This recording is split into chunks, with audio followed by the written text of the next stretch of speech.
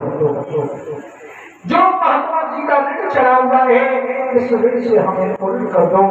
एक चांडाल के कान में आवाज जाती है, एक मेहतर के कान में जब आवाज गई तो वही मेहतर कलुआ दो खरीदने के लिए आ गया।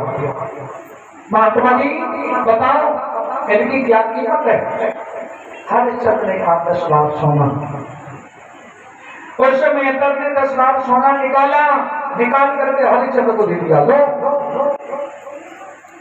हरिश्चंद्र ने वही सोना लिया और लेकर के उस कलुआ डोम को दे दिया।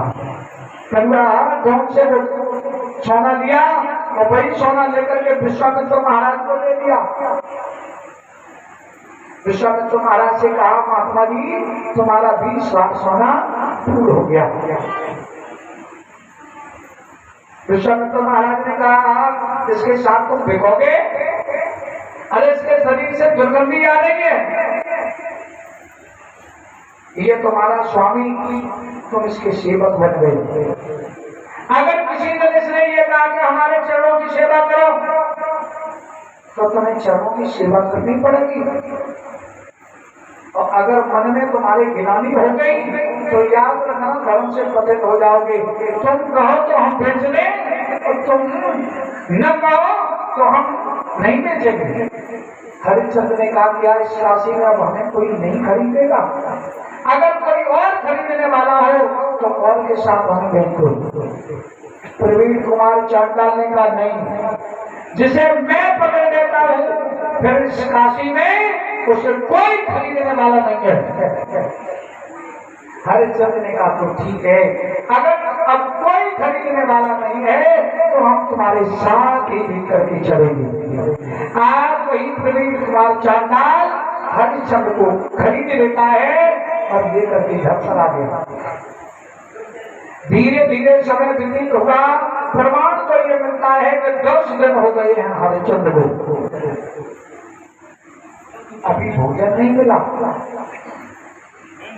11वें दिन जब भोजन मिला खाने के लिए,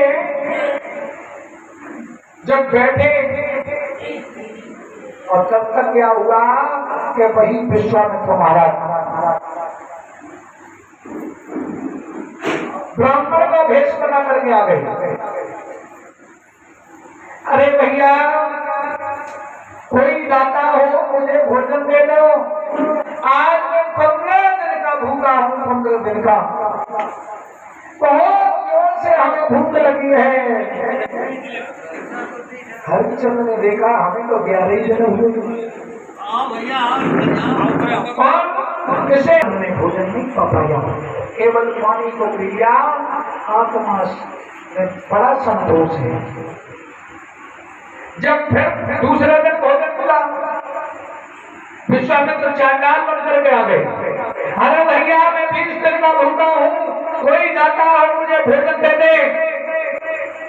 विश्वामित्र महाराज ने जैसे ही आवाज लगाई हरिश्चंद्र ने वही भोजन उठाया, चांडाल को दे दिया। कहने का आशय हमारा ये है क्या कि भोजन तो मिलता है लेकिन हरिश्चंद्र खा नहीं पाते। खाने के लिए जैसे ही बैठते विश्वामित्र महाराज किसी न किसी बहाने से भोजन ले जाते। एक दो दिन नहीं, आज 60 दिन हो रहे। 60 2 महीने कुमार चांडाल ने कहा हरिश्चंद्र